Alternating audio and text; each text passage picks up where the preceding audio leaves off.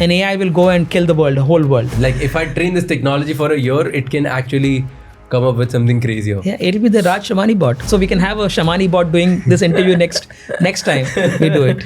But isn't that scary? 2024 elections are here. There will be fake videos of the various political figures, and it'll be so good that you will not be able to distinguish if it really happened. Exactly. And the damage is done. Once somebody comes and says it's a fake, etc., 3 days later, 2 days later, by then votes can be changed. It is very dangerous. So no longer can we trust an image or a video and assume that it is real. I'm scared. I mean, it can ruin religions, it can ruin relationships, it can ruin states, it can ruin political parties. We have to control the AI from getting too powerful. ChatGPT, artificial intelligence, data, analytics, technology, all of these things have become a buzzword and have started scaring us.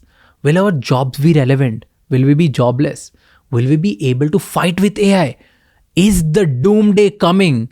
All of us will be slaves of robots. All of these questions scare the shit out of me. And that's why we've gotten the guest who's an expert in artificial intelligence, who's running $1 billion company on technology and analytics, and is coming back to figuring out again the founder of Fractal Analytics, Srikanth sir. He believes that anyone and everyone is going to get obsolete because of artificial intelligence and the doomsday coming. So understand how you and I do not need to get scared about AI, but need to understand it better. And if we don't understand it better, then he believes that bad days are coming. Why does he say that? Find out in today's show. Also, if you believe that this podcast is super long, then subscribe to Raj Shamani Clips and Raj Shamani Short channel, because every day you can learn to become a better leader in just 5 minutes. And you'll get so many insights and unseen clips from this podcast as well. Enjoy the show.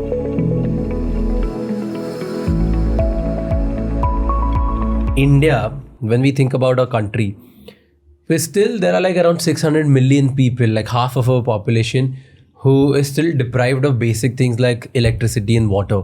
I mean, obviously there is supply, but not in access, not 24/7.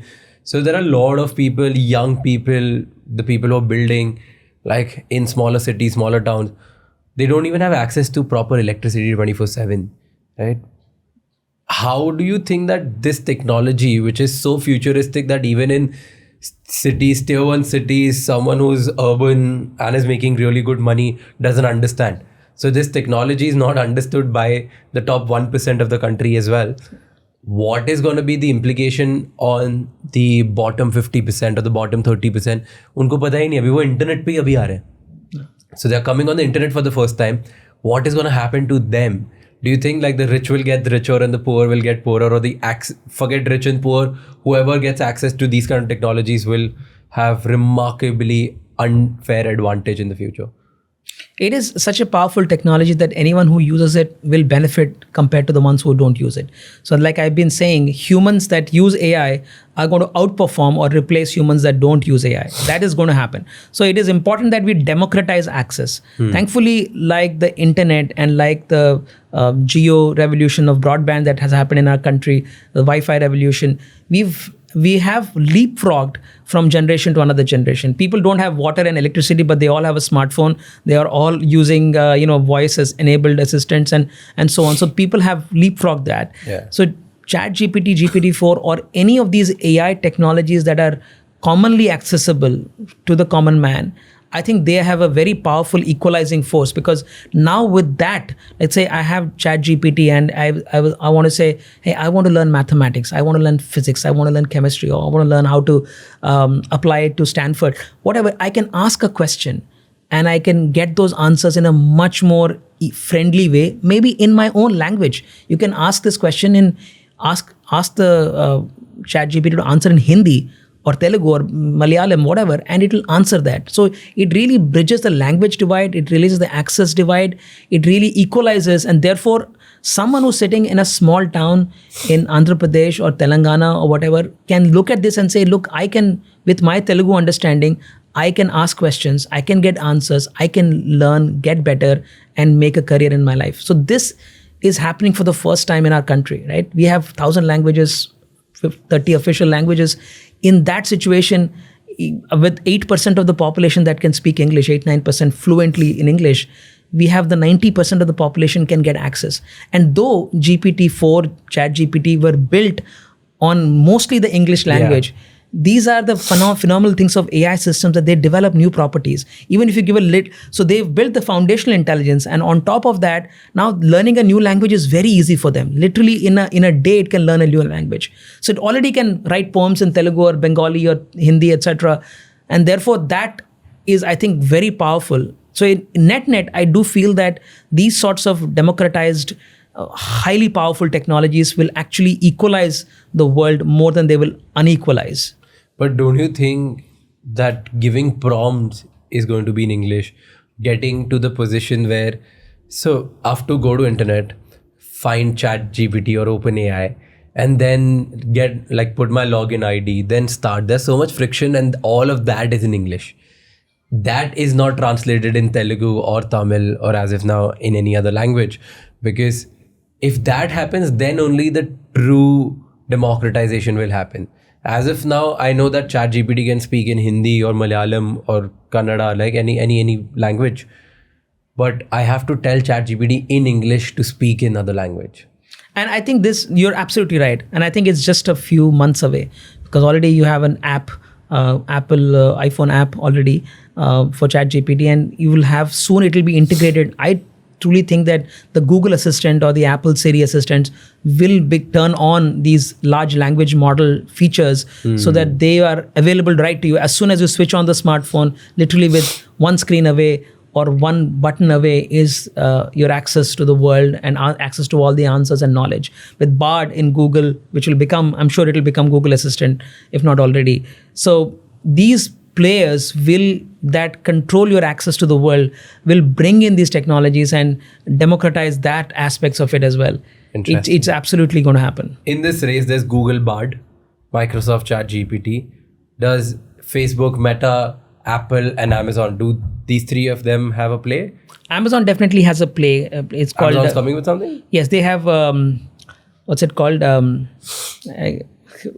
It's called, I forget the name, but Amazon has its own foundation model, which is they've already announced. I mean, we haven't seen much results from there yet, but they do have Brick something, I forget it. That is there.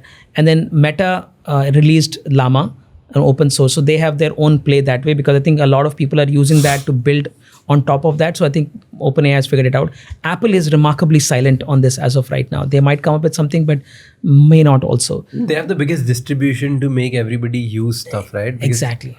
The POS is right there. Already, as soon as Apple app was launched, or ChatGPT app was launched in Apple, and everybody who pays the $20 a month subscription to get the GPT-4 access is already paying 30% of that is going to Apple, because it's on the iPhone App Store, and it gets 30% share. So Apple already is making money from AI, those not building that latest AI. Yeah, that makes sense.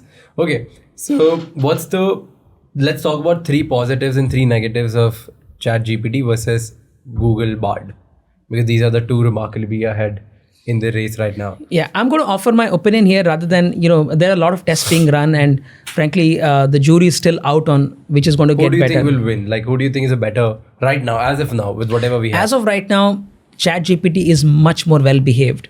And therefore, for several questions, it gives you a much well-rounded answer compared to Bard. So therefore, it wins. From an ordinary consumer standpoint, ChatGPT wins. And I'll maybe explain to you why that is so. So what ChatGPT did was they basically built this thing called a large language model, right? And let me explain how the large language model works. The large language model basically says, I'm going to take a string of words. I'm going to predict the next word. For example, you say, I love, and then blank. Most often, I think it may be you after that, right? So you can predict that next word. So it tries to predict the next word, and then it actually sees the next word, and it learns how often which words come after a certain sequence of words. So it starts to get better. And when you train it over a large corpus of data, it gets really smart. So what did they do? ChatGPT basically used the entire world of data that was available to them, which was about 570 gigabytes of data. Imagine it is to be 30 times the size of Wikipedia. So they've fed 30 Wikipedias into it as knowledge in GPT-3, which is not even as good as GPT 3.5, which is ChatGPT, and GPT-4, which has also been released. So that data size are even larger. So first they gave it 30 times the size of Wikipedia. So data, they maximized on data. Then the second thing is computational workloads.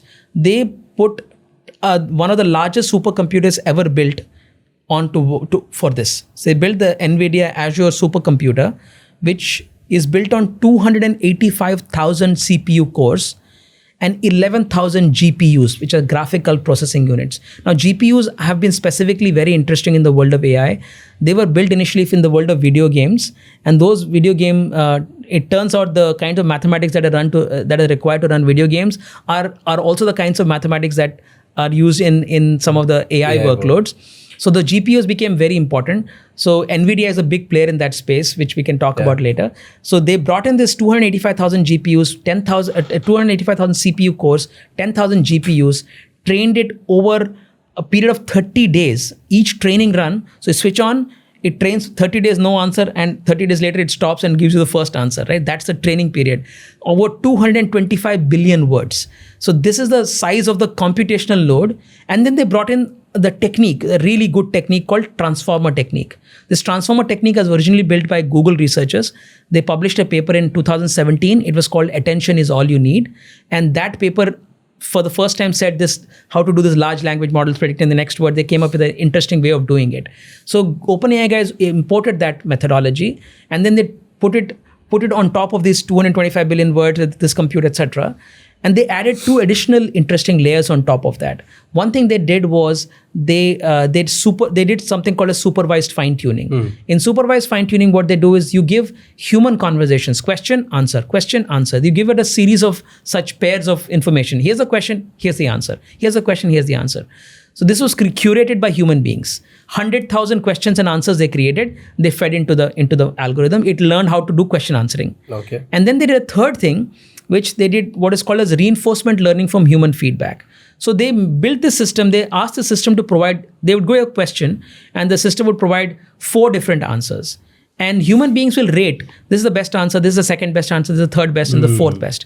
And using this, it'll learn that this is I thought 4 answers were all good, but human beings tend to prefer this one over that one. It learned human preferences. And because of doing that kind of a thing, and bringing this data, compute, and techniques, and over this very large scale, and specifically tuning it for human understanding and human preferences, they've built a system which is very beautiful in terms of its interface, the way it answers questions, the way it avoids some questions. So that kind of tech is not there with Bard. So in that sense, ChatGPT is winning. Now, Bard, to its credit, it doesn't have all these bells and whistles. It doesn't have the well-behaved nature.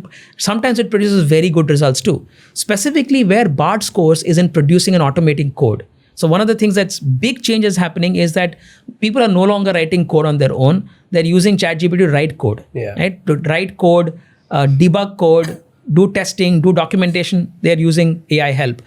On those things, because Bard has specifically been trained on 20 different computer languages, they're actually maybe a little bit better in coding as a coding assistant. So they have different strengths, but I think ChatGPT wins overall, in my opinion. So tell me, you were talking about ChatGPT. You said when they were feeding ChatGPT and he would give 4 answers and human would choose 1 answer, and the majority people who chose number 1 answer, that actually eventually becomes a training model for ChatGPT. This is what I need to answer.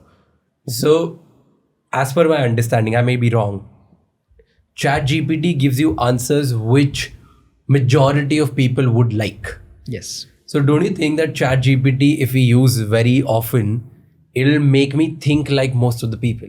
Yes. It'll make me an average person because it's based on average content and average answers. It's not going to be hyper personalized with me and just gonna take me, because there's a basic theory, right? Yes. 70% people are average, 30% people are above average, and out of those 30%, only 4 or 5% are super intelligent humans, right? So even if let's say I don't consider myself in the super intelligent space, but if I want to be in the 30%, I can't be, because I'm using the assistants which are making me day in and day out by answering average answers. So my brain is now getting feeded average stuff. Yes. I think, a couple of things I'll say. One is that you are above average in a few things, but maybe average in a number of other things, and below average in a few other things as well. 100%. All human beings will be above average in a few items, average in. So I can learn all the places where I'm below average and get to the average or even better. And sometimes, a lot of these questions can actually help me teach and learn and get me curious on something and set me off. That's one. Secondly, ChatGPT, if you're using it just like that, yes, but you can ask it very intelligently. By asking more intelligent questions, you can get much more intelligent answers. For example, you can say, explain to me like a nuclear physicist would explain. Then it would give you the much more sophisticated answer.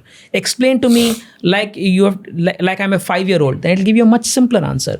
Or you can say that explain to me as Einstein would have explained it. So because of the way it is built is so beautiful that just by prompting it, you can get it to behave in a very personalized way.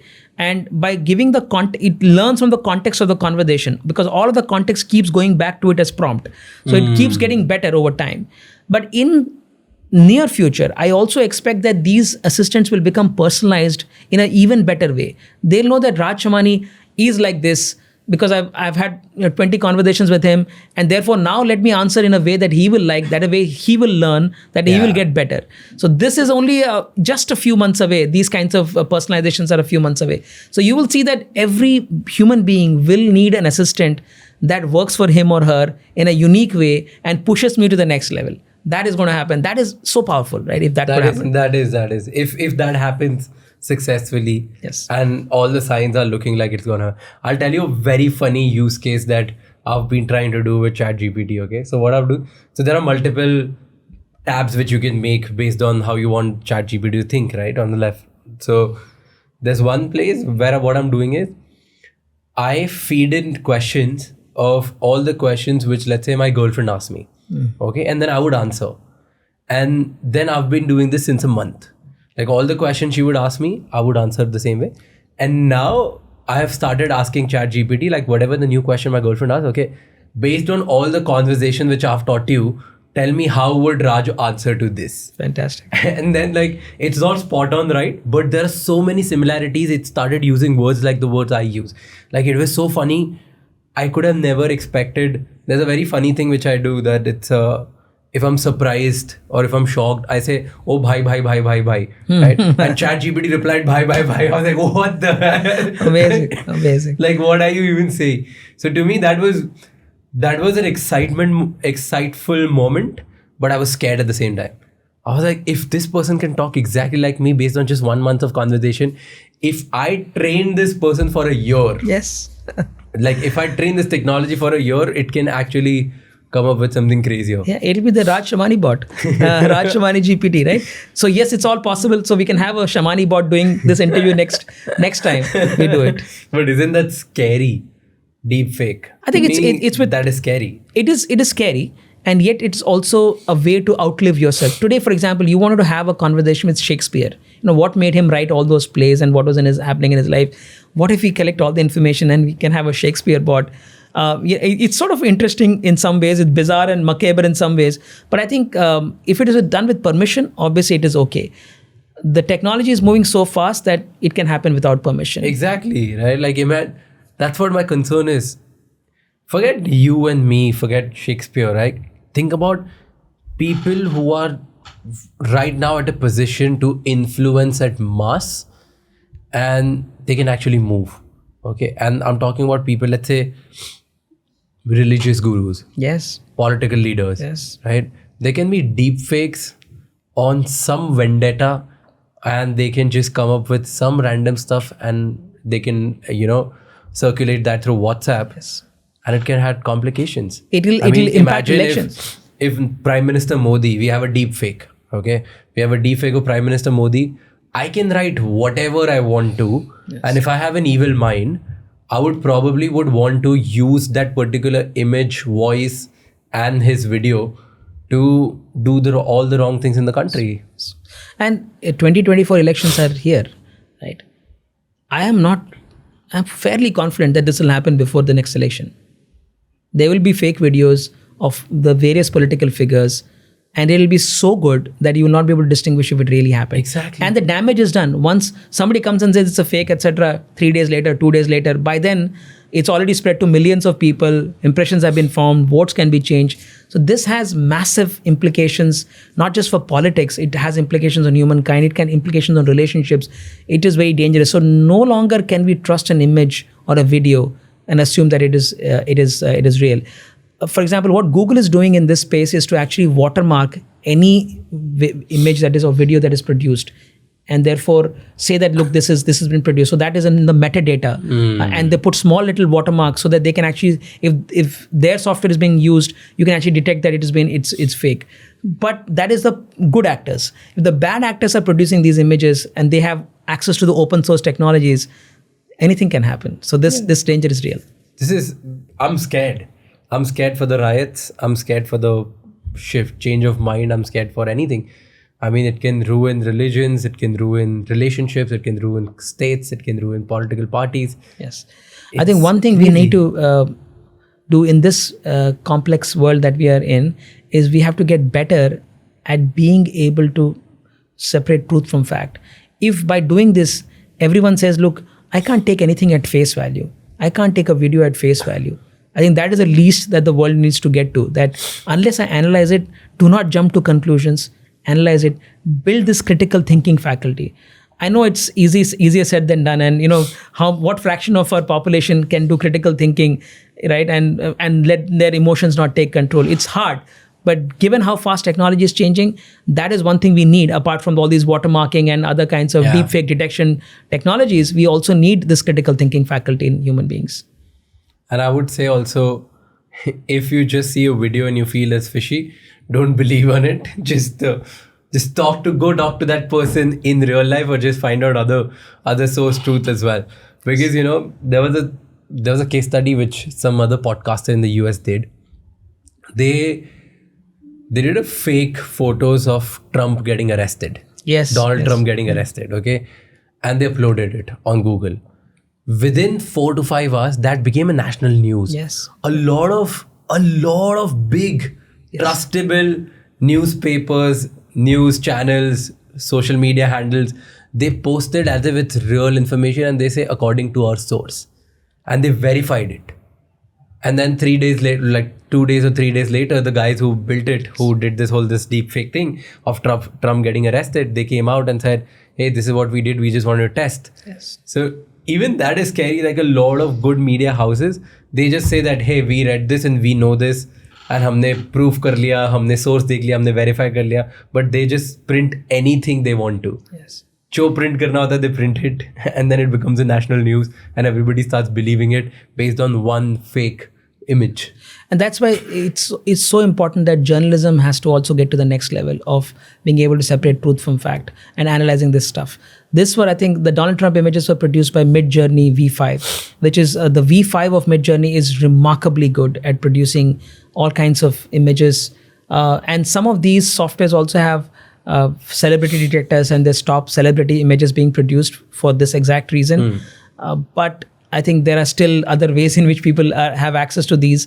So you can't control tech too much. The point is that tech moves so fast that it's not possible to clamp down on all of tech. We have to get better at the tech that fights the bad tech, like detection technologies, and we have to educate, and we have to make our journalists more responsible.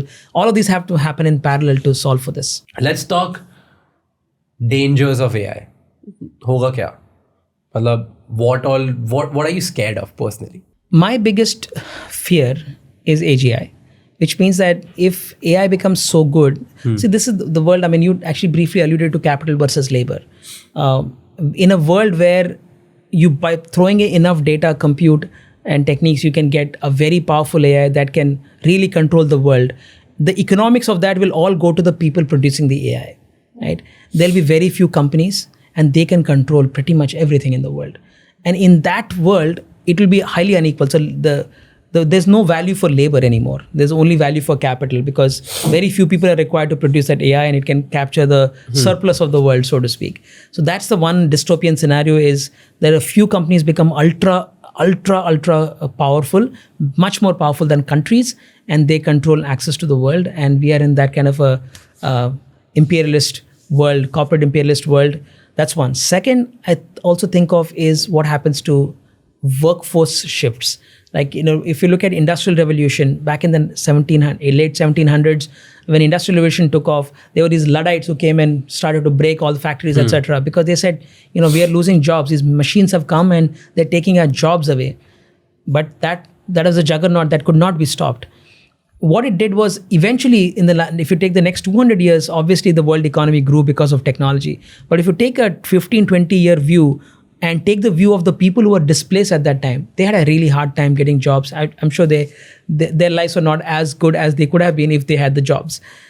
Something similar has happened throughout in the last 100 years. In 1970s, when tellers were starting to get replaced by ATMs, we again thought that ATMs will completely take away tellers' jobs. Tellers had to repurpose themselves.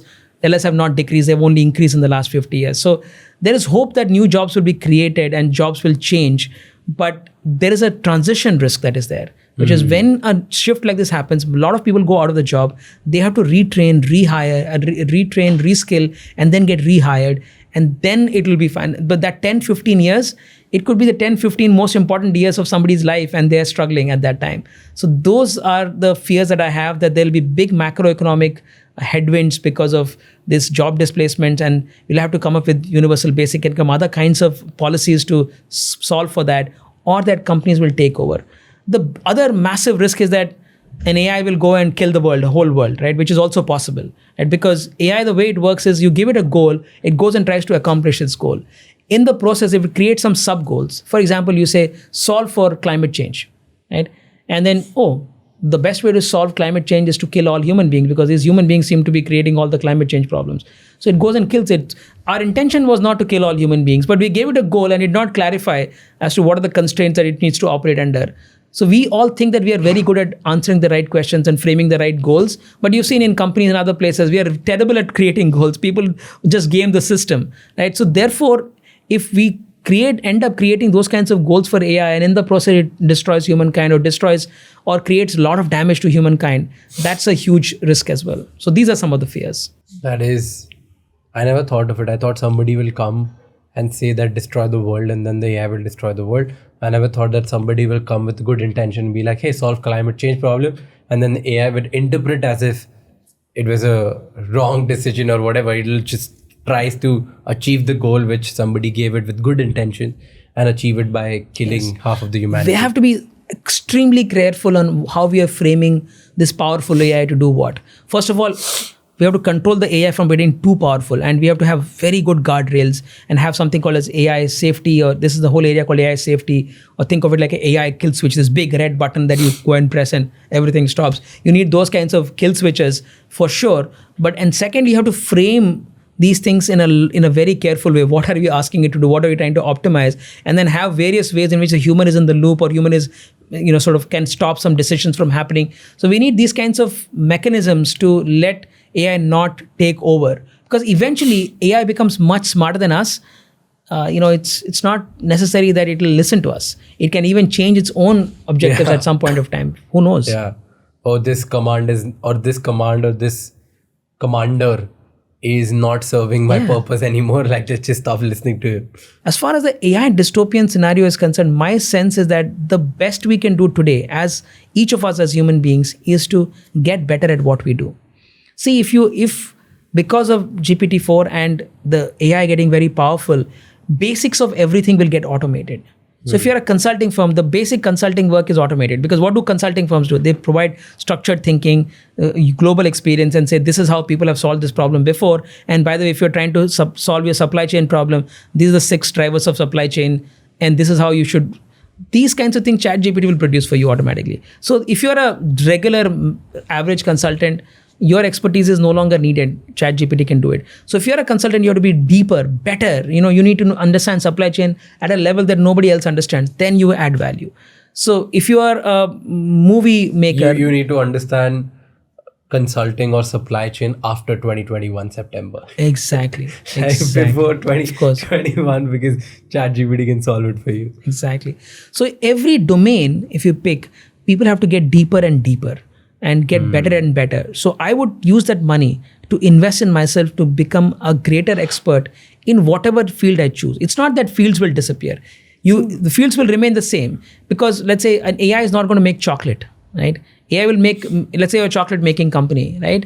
There are many aspects of this making chocolate that will get better and improved. But if you know how to do that, if you can still get better in that area and continue to have a business.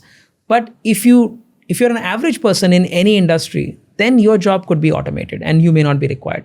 So I would want to be the best expert in making chocolate, or the best experts in figuring out what are the right wines, or best expert in making movies, or pick any area.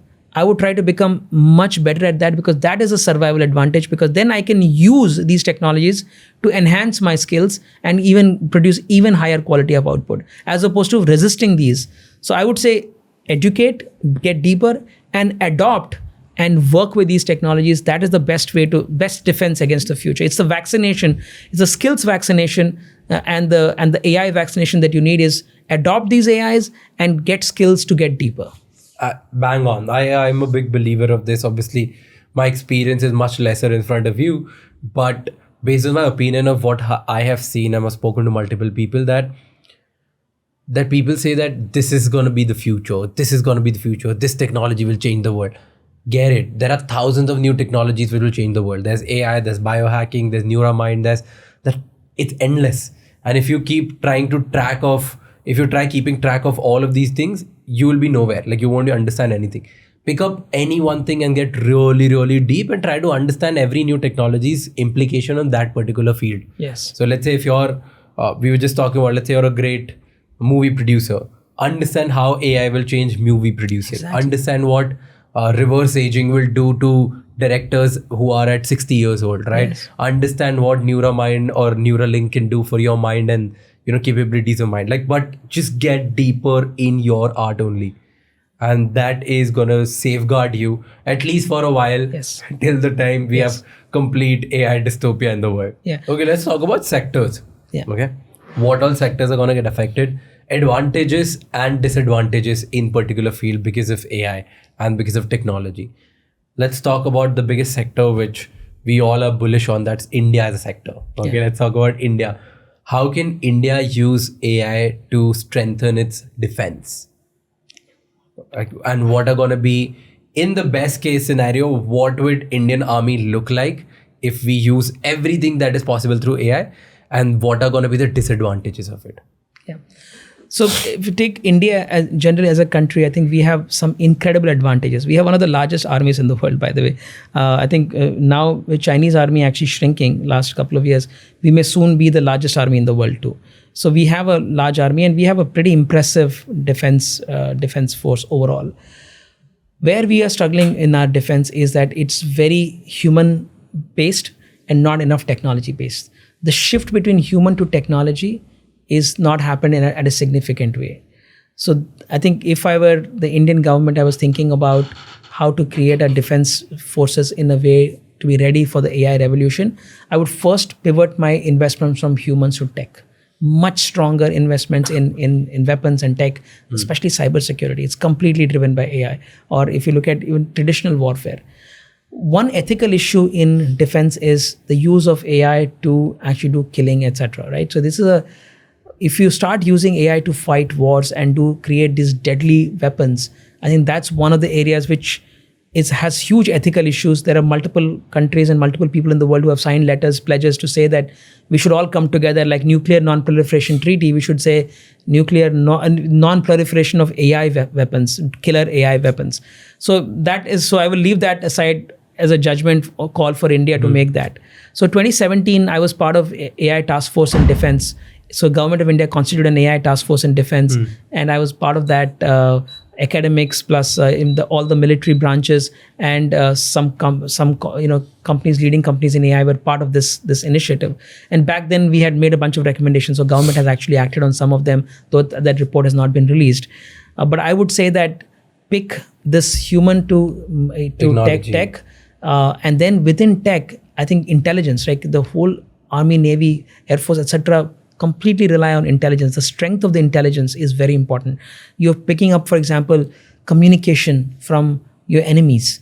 your ability to process that information, decode that information, and then use it to decision making is vital.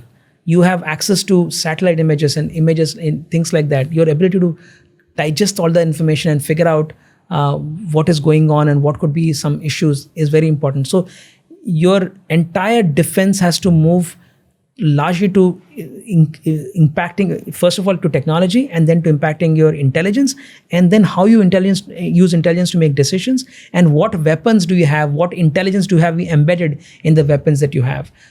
And coming short of using AI to killer drones, which I think we already spoke about as a topic that just has ethical issues. But even without getting there, there's a lot to be done in terms of gathering intelligence, making decisions, and building more tech, more intelligent technology, defense technology in everything, whether it's the planes that we fly, the missions that we do, or the tanks that we have, or the drones that we use to collect intelligence. You've seen in the Ukraine-Russia war that drones have played a very important role. They have been, a lot of civilian drones and simple drones have been used to collect intelligence, and Ukraine has done an incredible job of using that intelligence to actually defend itself in the first few months of the war. So drones are going to be very important in this entire battle too. So drone intelligence, other machines and intelligence, decision making, and intelligence and signals intelligence as well. Do you feel that in few years from now we'll have robot army than the human army? Do you think that is possible? Because you know how they show it in movies where they have your entire army which is robotic, and then it's built and run by just commands and computer keys, and then there's like a whole army. I remember there was a movie called iRobot or something, I don't know, where there were like white robots, thousands of robots just standing with guns, and these are just machines. And they go on a war instead of humans, so that a lot of human lives can save. How far do you feel that is from So the robotic armies are maybe some distance away, but not too far. But before that, humans with robotic equipment, right, are already very powerful. Think of it like Iron Man. An example of that is what the US government has done with Microsoft. Microsoft has sold $21 billion of equipment with the HoloLens. The HoloLens are those virtual reality lenses, which basically makes this human being who's in the battlefront much more powerful, because he's getting all this intelligence from them and helping them make decisions, and they're able to see and tactically make, sort of figure out what is going on. So with access to the cloud, all the intelligence, instructions, everything, it's a very different kind of warfare with human beings already having this augmented intelligence in human beings. Then obviously you can also have these killer robots, etc. They're right now more, I would say, as in the experimental stage. Boston Robotics is probably doing the best work in creating those kinds of dogs and human beings who can do those things. But my sense is that they're not yet battle ready. The big battle is also shifting to cybersecurity, I should say. That one of the big ways in which you can inflict damage or others can inflict damage on you is by shutting off several parts of your infrastructure, just by running ransomware, malware, those kinds of things. So that will be the big battlefront as well for all defense around the world, is to make sure that you can quickly do enough damage that you can get the tactical advantage in the war. That is true. Because I think we all are somewhere influenced by just the devices in our hands, and one random virus or one random bug can really change our financial status, our mindset, our psychology, our beliefs, and that could cause a bigger war than anything else. Our privacy, our data, the country data, all of that can be like really compromised if cyber attack, or like, I don't know, cyber defense army is not strong. Right? Okay, let's move to another sector. The second sector, which I believe in, finance. Right? Do you feel I was watching some movie, I think it was a series, and in that series they say that all the financial analysts, all traders, and the people who call out shots, and they're considered that they're the big bulls of the market, or the bears of the market who make a lot of money in market by doing the trades, they are going to be irrelevant in few years, because an AI can make you more money by running trades than a human being. Do you think that is happening? Yes. Will algorithms be better at finding trades, I think it's already true. Because if you look at the financial service industry over the last 15, 20 years, a lot of this moved to high-speed, high-frequency trading. Yeah. In high-frequency trading, you invest in hundreds of millions of dollars in connecting a fat pipe to the exchange so that you can get this information 5 milliseconds or 10 milliseconds faster. So everything is about speed, computation, and making decisions and executing well beyond the human realm. So these are already being done by machines. I think some 2/3 of all trades in the stock markets are high frequency trades, right? So it's very high frequency, very many trades. So that's happening. And on the investment side, if you look at analysts and research reports, they collect a lot of information, analyze, and they tell you what does the next quarter look like and buy sell recommendations. Their industries are going to be significantly augmented because these research reports are now going to be mainly written by the AI, and then you'll sort of fix it and improve it, etc. But all the data collection, processing information, that will be there. If you look at a bank and you look at customer service, etc., now we already have put chatbots. All banks have chatbots that talk to customers, but they're very clunky. They're very old world. They are very specific to a purpose, and they can't really broad base themselves. So they will have much more intelligent, human-like conversations. These banks will have. And then if you look at banks, where are their big risks lie for banks, right? They know your customer. They get fines, hundreds of millions of dollars, sometimes billions of dollars of fines if they violate. If they have, let's say, they're sending money to Iran or somebody who's connected to Iran in some way, which is a sanctioned country, some money laundering is happening. So these kinds of things they have to stop. So to be able to find out all the networks of transactions, find frauds, know your customer, money laundering, these are the areas where there'll be very deep impact in finance and industry in general. In general, because it's a very information processing heavy industry, the need for number of people might come down in industries like financial services. And what about lawyers? Lawyers. So lawyers still have a job, obviously, because they still have to argue in a court and they have to talk to their But do you think a better argument will be given by an AI based on all the information and reading all the constitution, laws and everything?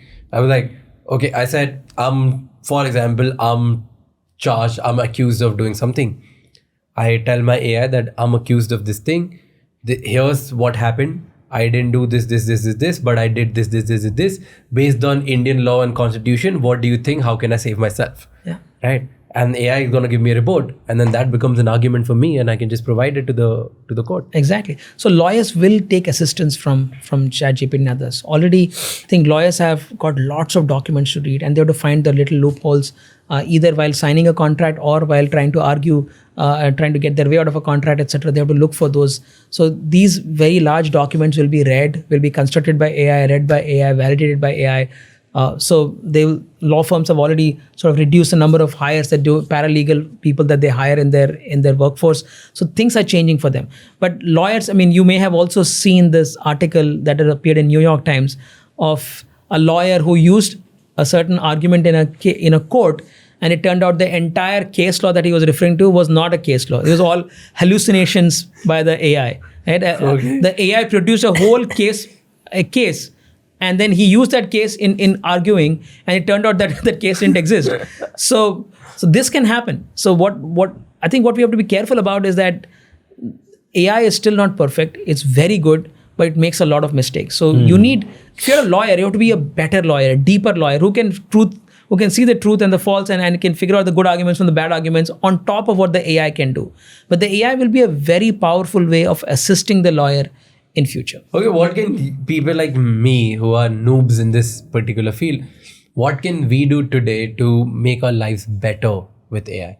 Like, what are everybody who's watching this? I mean, for a lot of people, okay, I'm a little interested, so I go deeper in this and I'm trying to experiment multiple things because I believe that if I learn this thing and even if it has 1% chance of succeeding, I want to be the first one succeeding with it because I don't want to lose on this battle. So that's why I'm super keen into this, right? Yes. But I'm not a coder, I'm not an innovator, I'm not a technologist, so I don't understand many things. Yes. And a lot of my friends who are just like me, who are ambitious and who are not technologists, who are not coders, they ignore. They're like, hoga yaar, kisko likhni poem AI se. Like, who wants to write poems with AI? Fuck it, who cares? Yes. That's what people think. And a lot of people think like that. Like, I have in my team, I have editors, I have content writers, I have content strategists. They all know that says something called ChatGPT. But they're all like, yeah, fuck, like, who cares? I mean, our time is still saved by what we do ourselves. Yes. And that is going to be much better. Yes. So how do we convince everybody who's watching this that, hey, this is a new toy you need to play with? Yes. And then what can they do in their daily life so that they are convinced actually that, okay, this is helping me if I can't afford to ignore it. I think the first thing to remember is humans that use AI will replace, at the very least, outperform humans that don't use AI. That is something that all of us have to recognize. It's a bit like saying humans who use smartphone will do better than people who don't have a smartphone. You can see that your life is, in some ways bad, but in some ways significantly better because you have a smartphone. You are well connected to your people. You have information, your knowledge. You can book tickets. You can find out traffic. Smartphone is that kind of a thing. It is as big or bigger than smartphone. So if you are in that generation of people who said, hey, smartphone, I don't need it, or hey, this internet stuff, what is this internet thing all about? I don't want to use internet. I know previous generation of my relatives and others who ignored or willfully waited or just simply did not want to latch onto the bandwagon called the internet or the cell phone or the mobile phone or the smartphone. And they are all regretting right now because if they're 10 years, 15 years later, they feel like they're a neophyte. They really don't know, and others have gained advantage over them. So I would say that humans that don't use AI will suffer. So we have to use AI, embrace AI. And it's not that you have to become an AI expert. There are very few people, 1% people who will AI expert. You have to become a good AI power user. Start with being a basic user and then become a power user. That is itself very powerful because it will push you in the right direction. And what can you do? I mean, you just start with ChatGPT or go to chatgpt.com and just say, hey, I want to, what are the key AI things that I should know in my profession, my industry? What are the key AI tools and techniques I should learn? Get that list of them and start experimenting. Go to Bard and ask the same question. Or just go to Google search and ask this question. What are the latest generative AI and other AI tools that may be interesting for my industry where I'm trying to get better at? So if you have your life goals, your direction, just ask for those AI tools. ChatGPT is certainly one of them. Bard is one of them. Midjourney, DALL-E 2, Chat PDF, basically you upload any PDF document and you can ask questions and it summarizes documents for you, etc. It's very interesting. So there are like a lot of different services. There are 100 services being launched every month, I think. So it's vast, but you can pick a few tools and start using them. And once you start using them, don't give up on it. There will be some setup time. Like Midjourney is a little convoluted in using it. It's a little harder. But Leonardo is much easier. You can use Leonardo. It's a lot easier to use Leonardo than, let's say, Midjourney. So you can pick an AI tool that you are interested in. Spend the initial resistance. There will be some resistance learning curve effects.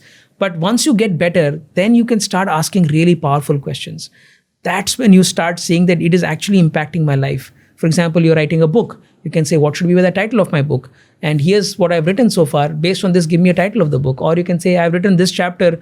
Can you edit this chapter for me so that it looks more Americanized or it looks more Indian? You can do those kinds of things which are magical, not possible a year back. So no matter what the profession is, no matter where your level of current understanding is, I would say start at the beginning and then get to become a power user in such a way that you were very good at using a computer or a laptop or a smartphone or the internet, you are as good in using AI to solve your problems. It will make a big difference in your ability to make career progress and other things as well. In the battle of technology, where do you see India standing in front of US, China, UK, Japan? Where do you see we standing? Because all the new technologies that we think of, it's coming from America, right? Microsoft of the world, Google's of the world, Amazon, Apple, they're killing it. They have their own thing. And there are open source communities, a random coder who comes up with something and nobody knows. Nobody knew who this Sam Altman guy was. And then in 5 years, he's the most important person in the world, right? They're all coming from America. Then you have China. Yeah. They're absolutely good at what they do for all the good reasons, the bad reasons. I don't want to argue on that. But they have TikTok. They have like Alibaba. They have Tencent. Like the way they've built things. Their ability to make sticky products is crazy. Maybe they're the second ones in the market or the third ones in the market, but the way they make it faster, they make it cheaper, and then they make it stickier.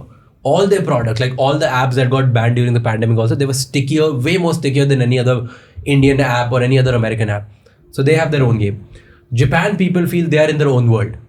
Yes. Japan is way ahead of the curve, and they have their own world inside rooms. What are like every room is building some other robot, some other thing, and they're like rumored videos which keeps going viral on LinkedIn of Japan, or there is this new technology which is coming up. I saw that there was this phone, somebody built it which has drones on it, and it, like, as you walk it just captures you. So the phone is walking with you, so you don't have to touch the phone. It records you automatically. If there's a FaceTime, it comes out in front of you. And I mean, what's happening in Japan, it's crazy, right? What do you think, where do India stands? India, this is probably the most important question that you asked today.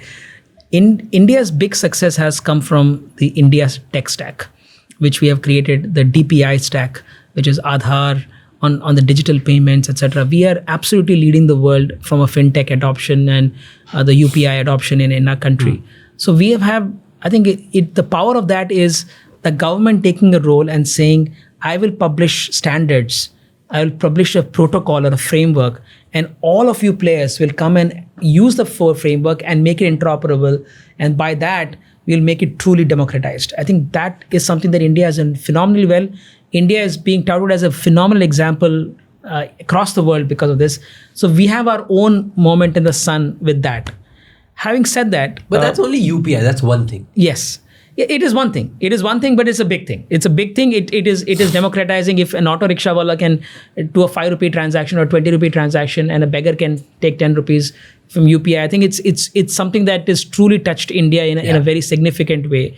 And then if you look at vaccinations, or if you look at our ability to direct benefit transfer, there are a bunch of these open tech that we have created in India, which are really game changing, global in nature, in a global scope in nature. India is now spreading these technologies around the world. We are helping multiple other countries in the world in adopting something like this. India is seen as a model for that. So I think that's our power. Now come to AI. I think India is in at a very tough spot. First, because the IT industry in India has a big threat ahead of itself. Because if coding is automated, right? So if you look at coding, development of coding, writing code, 30% improvement can happen because you use coding assistants. So you need 30% fewer people to do the same work, right? So coding, you can comment and you can create a code, or you can ask a question, you can create a code, or you can write some code and expand it. There are multiple ways which you can write code. You can debug code, right? You write a piece of code, it'll find all the flaws and fix it. And so 20-30% time improvement in that too. Then test cases, right? Where you write a piece of code and say, what are the test cases I should create? It creates that. AI creates that automatically for you. Testers no longer have a really viable career in the future in unit testing, right? So then documentation. You write code, documentation, it can automatically produce it, describe what the code is doing in a much better way than human beings and especially busy coders can do. So all these ways, productivity of tech or writing code is dramatically going to improve. 30, 40, maybe 50% compound over 2-3 years. It means that we need very much fewer people. So India's big service industry, the IT service industry, 10% of our economy could, if not handled well, could shrink. Or the workforce dependent, it may still grow, but the number of people required may come down. It will have huge implications for India. And then India is producing 100 million new people added to the workforce by 2030. Where are the jobs for them? So if AI becomes extremely powerful and goes, and India is not able to control that, what should India do in terms of protecting and preparing our country for the future? And there I feel that first thing India has to do is to recognize that this is such a vital geostrategic moment that we must act now with a decisive force, with a lot of money, and government taking some proactive big action. One of those actions that at least I've been championing is that maybe we can bring in 10 Indian companies, so to speak, right? Startups, big companies, small companies. Fractal is happy to be one of the 10. Each of us brings in $10 million, right? We create $100 million fund, right? Maybe government could put another $100 or $200 million. We create this big fund and tell the whole world, advertise to the whole world, India is building its own foundation models, is going to build this breakthrough new AI. Any of you are interested in wanting to contribute to the country, the best talent in the world, that's for Google, Microsoft, come. We'll hire the first 100 amazing people in this project, and then build out India's strategic defense in AI, right? And that, I think, could leapfrog India and make India ready for leading the AI revolution in the world. If we can't do that, India can easily do that. And I think India has the best talent in the world to make this happen. We have all the American companies that are building AI. Indians are working for it, right? Yeah. 1 in 3 AI professionals is Indian.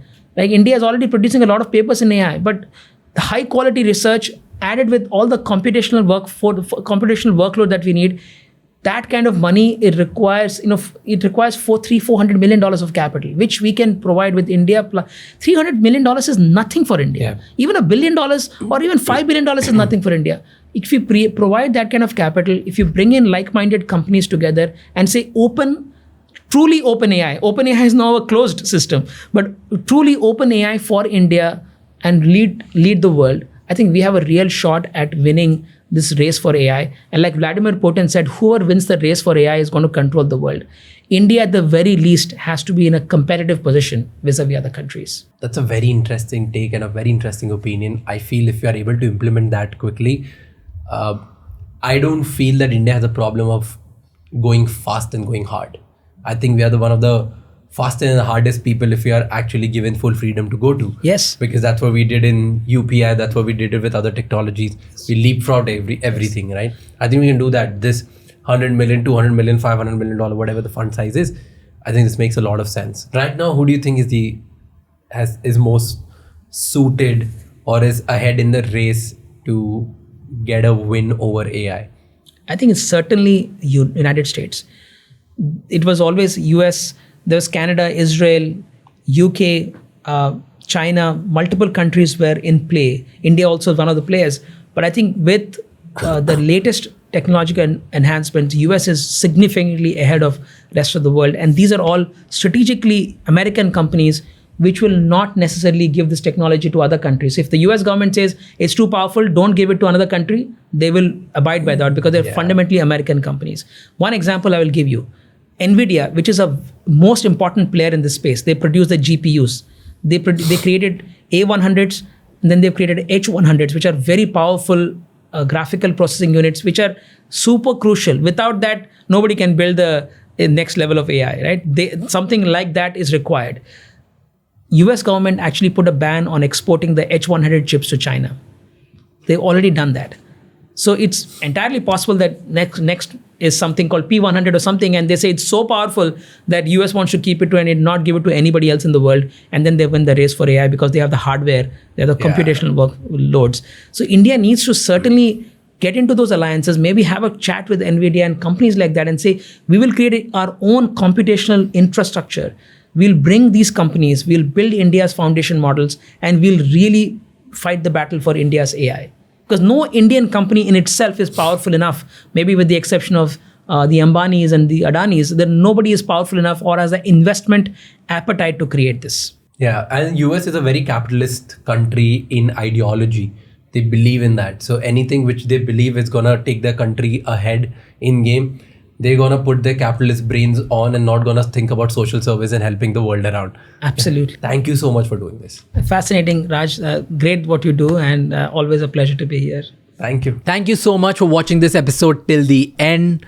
Please let us know in the comments whether you like this episode or no. Who's the next guest that you want us to call, and what are the questions that you want us to ask them? And please, if you have any feedback for me, please let me know in the comments. I would learn from it and become better so that I can serve you better and help you achieve your Indian dream much faster. Because the ultimate dream is, can we make figuring out that university that helps each and every one of us to achieve all our dreams in this country? Before you leave, please like, comment, subscribe, and share this episode with at least one person. Because one conversation can give people so many ideas. And if that person is able to implement even one idea, then their journey of achieving their Indian dream will be much faster, which will help our country grow with leaps and bounds. And that truly is the mission of figuring out. Until the next episode, keep figuring out.